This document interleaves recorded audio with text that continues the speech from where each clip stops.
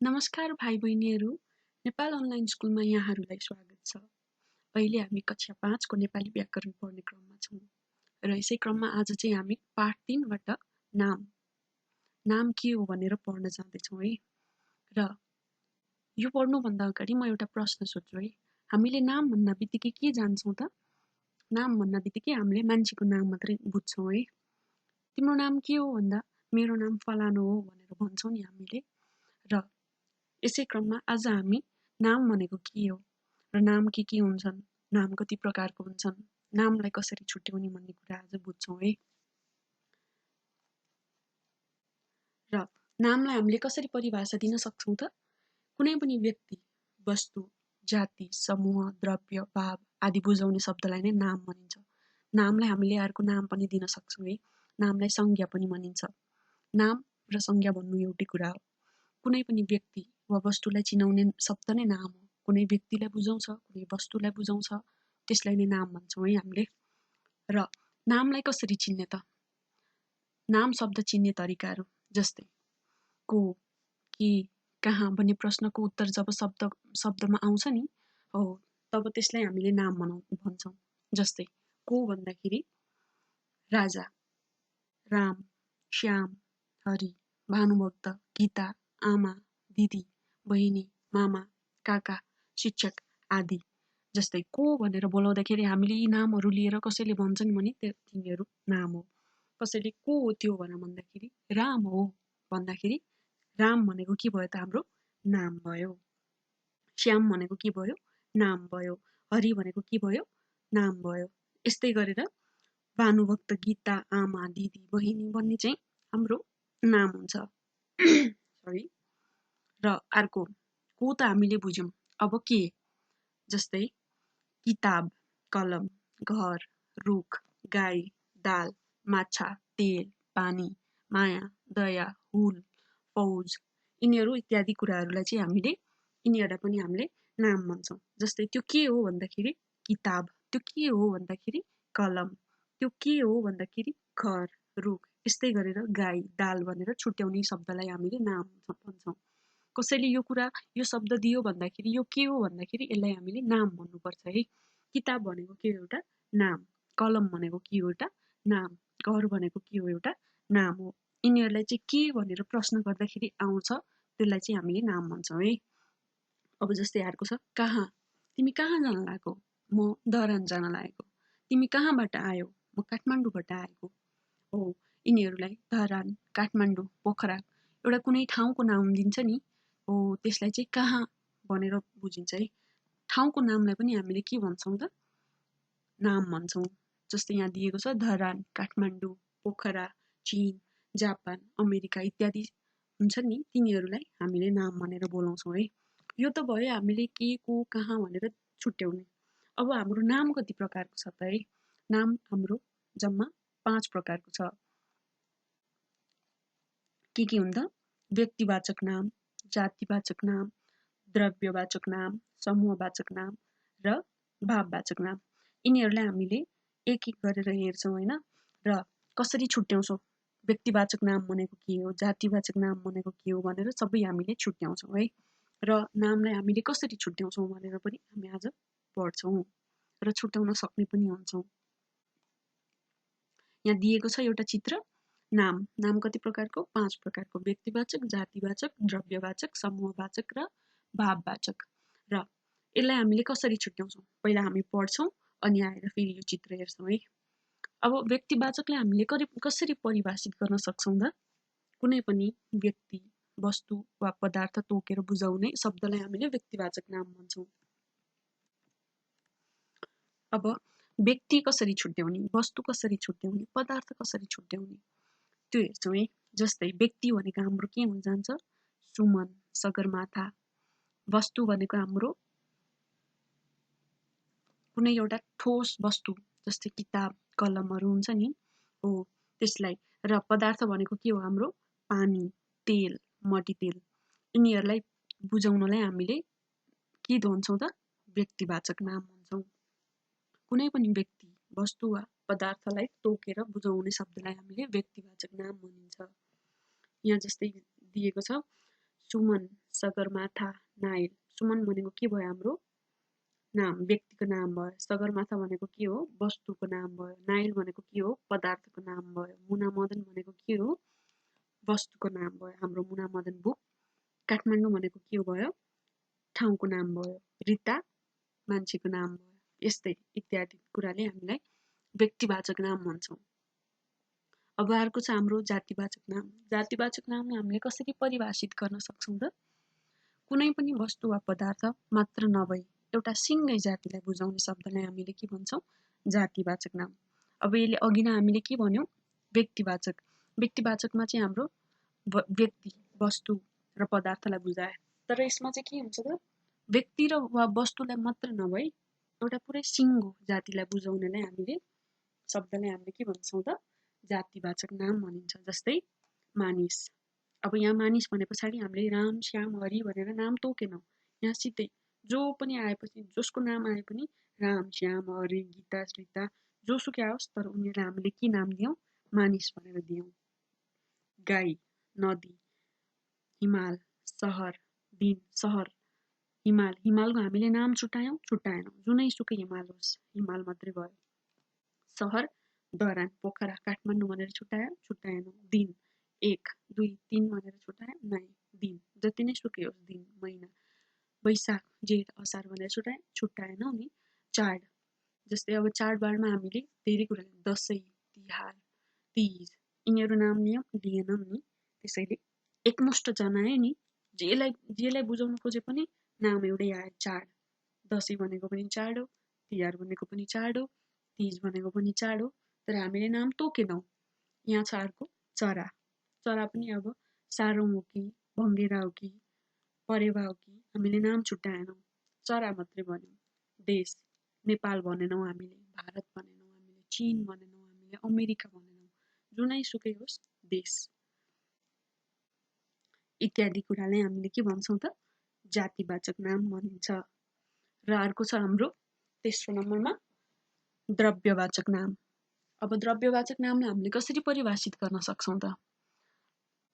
ठोस वा तरल वा ग्यास पदार्थलाई शब्दहरू अर्थात् गनेर यतिवटा भनेर नछुट्याई नापतोलद्वारा छुट्याइन शब्दलाई द्रव्यवाचक नाम भनिन्छ। अब यसमा के भनिन्छ त द्रव्य भनेको जुन कुरा हामीले गन्न सक्दैनौँ नि हो। तरल पदार्थ हामीले पानीलाई गन्न सक्छौँ सक्दैनौँ नि। हामीले पेट्रोललाई गन्न सक्छौँ सक्दैनौँ। हामीले तेललाई गन्न सक्छौँ सक्दैनौँ। हामीले ग्यासलाई गन्न सक्छौँ सक्दैनौँ। हामीले यी कुराहरूलाई नापतोल गर्छौँ, यिनीहरूको नापतोल गर्ने भाँडो अलग्गै हुन्छ हो। त्यस्तोलाई चाहिँ हामीले के भन्छौँ त द्रव्यवाचक नाम भनिन्छ। यहाँ भनेकै छ नि ठोस वा तरल वा ग्यास पदार्थलाई शब्दहरू अर्थात् गनेर यतिवटा भनेर छुट्याइने नापतोलद्वारा छुट्याइने शब्दलाई हामीले के भन्छौँ द्रव्यवाचक नाम भनिन्छ। जस्तै सुन, चाँदी, नुन, तेल, ढुङ्गा, हावा, फलाम, हिरा, चामल इत्यादि यिनीहरूलाई हामीले नापतोल गर्न पर्ने हुन्छ।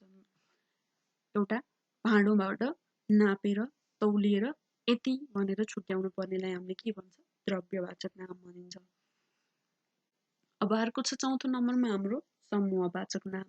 यसको त नामैबाट हामीले चिन्न सक्छौँ। समूहवाचक भन्ना बित्तिकै एउटा कुनै भेला समूह गरेर समूह भएको उसलाई नाम भनिन्छ। जस्तै कसरी परिभाषित गर्न सक्छौँ त हामीले यसलाई 2 वा 2 भन्दा बढी वस्तुको समूह बुझाउने शब्दलाई हामीले के भन्छौँ समूहवाचक नाम। एकजना मात्रै भएको ठाउँलाई हामीले समूह भन्दैनौँ। जब 2 वा 2 भन्दा बढी एकै ठाउँमा भेला भइन्छ नि हो, तिनीहरूलाई के भन्छ त हामीले समूहवाचक नाम भनिन्छ।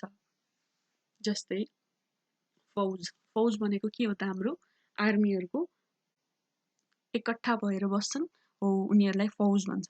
हुल भनेको के भएर एक ठाउँमा धेरै मान्छे भेला भएर बसेकोलाई हुल भनिन्छ। रास।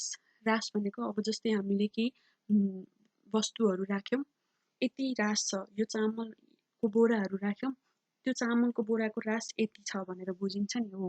यस्तो कुनै पनि व्यक्ति वा वस्तु हो उनीहरूको समूह वा भेलालाई हामीले के भन्छौँ त समूहवाचक नाम भनिन्छ। जस्तै यहाँ फौज, हुल, भेला, रास, मुठो, बिटो, ताती, जुप्पो आदिलाई हामीले के भन्छौँ? समूहवाचक नाम।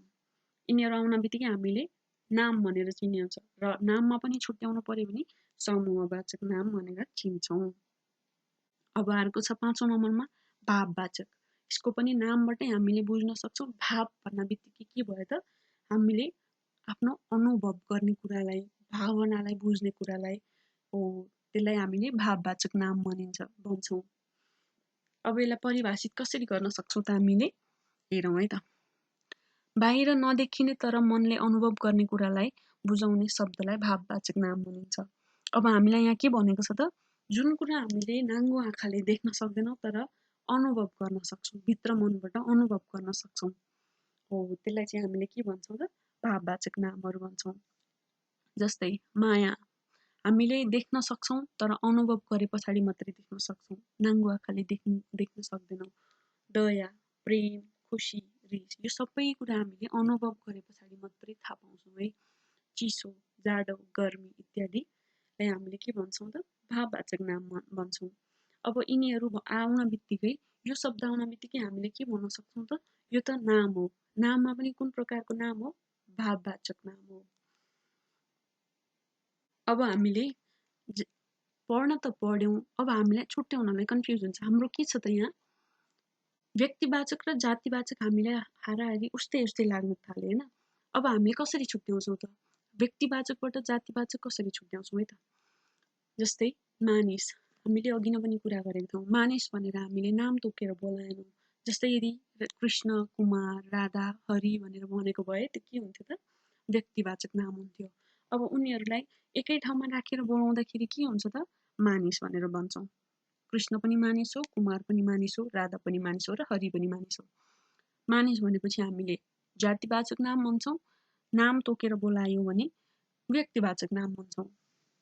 र अर्को छ देश। देश नेपाल, भारत, चीन, क्यानाडा यिनीहरू भन्यौँ भने यो के भयो त? हाम्रो व्यक्तिवाचक नाम भयो। र देश मात्र भन्यो भने हामीले के भन्न सक्छौँ त्यसलाई? जातिवाचक नाम। अनि महादेश, जस्तै महादेश हाम्रो अमेरिका, एसिया, युरोप भन्यो भने यो हाम्रो व्यक्तिवाचक नाममा पर्न गयो। र यदि महादेश मात्रै भन्यो भने हामीले यसलाई के भन्छौँ? जातिवाचक नाम भन्छौँ। यो भयो हाम्रो जातिवाचक नामबाट व्यक्तिवाचक नाममा आउने कुरा। र अब हामी हेर्छौँ व्यक्तिवाचक नामबाट जातिवाचक नाममा। दसैँ, तिहार, लोसार, होली, तीज, क्रिसमस यिनीहरूलाई हामीले के नाम दिन्छौँ त? चाड। दसैँ पनि चाड हो, तिहार पनि चाड हो, लोसार पनि चाड हो, होली पनि चाड हो। अब हामीले दसैँ मात्रै भन्यो भने हामीले के बुझ्छौँ? व्यक्तिवाचक नाम बुझ्छौँ। र चाड भन्यो भनेर शब्द आयो भने त्यसलाई हामीले जातिवाचक नाम भन्छौँ। र अर्को छ यहाँ मेची, कोशी, महाकाली, नाइल। यहाँ अब हामीलाई के छ त? एउटा नाम छुट्याएर दिएको छ नि, मेची, कोशी, महाकाली हो।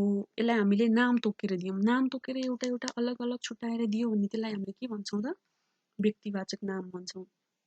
अब यसलाई यदि एकमुष्ट रूपमा भन्नु पर्यो भने के भन्छौँ त? मेची पनि नदियो, कोशी पनि नदियो, महाकाली पनि नदियो, नाइल भन्ने पनि नदियो। अब अर्को हेरौँ हामी सगरमाथा, अन्नपूर्ण, नीलगिरी यिनीहरूलाई हामीले नाम छुट्याएर गर्यौँ। यो नाम छुट्याएर गरिसके पछाडि के भयो त हाम्रो? यसलाई के भन्छौँ हामीले? सगरमाथा मात्रै आयो भने व्यक्तिवाचक नाम भन्छौँ। अन्नपूर्ण मात्रै आयो भने व्यक्तिवाचक नाम भन्छौँ। नीलगिरी मात्रै आयो भने व्यक्तिवाचक नाम भन्छौँ। र जब हिमाल भनेर आउँछ तब त्यसलाई हामीले के भन्छौँ? जातिवाचक नाम। हामी एकचोटि फेरि बुझौँ है। व्यक्तिवाचक नाम भनेको के थियो हाम्रो? कुनै पनि व्यक्ति वा वस्तुलाई ठोट रूपमा हामीले यदि बोलायौँ भने हामी त्यसलाई व्यक्तिवाचक नाम भन्छौँ। र जातिवाचकलाई चाहिँ कुनै पनि व्यक्ति र वस्तुलाई मात्र नभएर एकमुष्ट रूपमा जब हामीले बोलाउँछौँ तब चाहिँ हामीले जातिवाचक नाम भन्छौँ। यो भयो हाम्रो व्यक्तिवाचकबाट जातिवाचक कसरी छुट्याउने भनेर।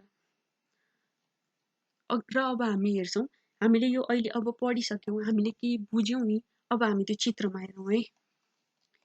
हामीले जुन अघि हेर्नलाई बाँकी राखेको थियौँ के छ त? नाम। नाम कति प्रकारको हुन्छ? 5 प्रकारको। व्यक्तिवाचक नाम, जातिवाचक नाम, द्रव्यवाचक नाम, समूहवाचक नाम र भाववाचक नाम। व्यक्तिवाचक नाम भनिसके पछाडि के छ त?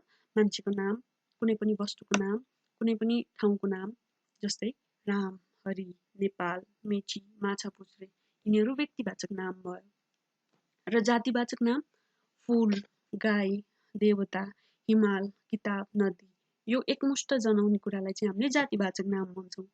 र अर्को छ द्रव्यवाचक नाम, जुन चाहिँ हामीले गन्न सक्दैनौँ, नापतौल गरेर मात्रै छुट्याउन सक्छौँ।